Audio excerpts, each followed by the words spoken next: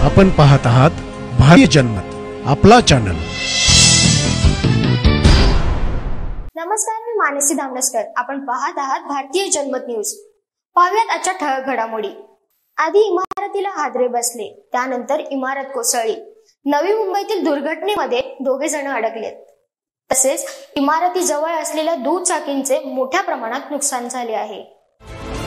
नवी मुंबईतील शहाबाज येथे शनिवारी पहाटे 3 मजली इमारत कोसळली। या इमारतीच्या ढिगाऱ्याखाली अनेक जण अडकल्याची भीती व्यक्त करण्यात येत आहे। दरम्यान पोलीस, अग्निशमन दल आणि NDRF पथक घटनास्थळी दाखल झाले असून बचाव कार्य सुरू करण्यात आले आहे। फ्री प्रेस जनरलने दिलेल्या वृत्तानुसार शनिवारी पहाटे 5च्या सुमारास ही दुर्घटना घडली। या घटनेत कोणतीही जीवितहानी झाली नसल्याची प्राथमिक माहिती मिळत आहे, परंतु इमारतीजवळ उभ्या असलेल्या दुचाकींचं मोठ्या प्रमाणात नुकसान झालं आहे। माध्यमांशी बोलताना नवी मुंबई महानगरपालिका आयुक्त म्हणाले, ही इमारत पहाटे 5 वाजताच्या सुमारास कोसळली। ही 3 मजली इमारत होती। इमारतीत 39 प्रौढ आणि 13 मुले राहत होती। 2 जणांना वाचवण्यात यश आले असून 2 जण अडकल्याची शक्यता आहे। बचाव कार्य चालू आहे। दरम्यान ही 10 वर्षे जुनी इमारत होती, त्यामुळे या दुर्घटनेत जो दोषी असेल त्यावर कारवाई केली जाईल, असंही आयुक्त म्हणाले।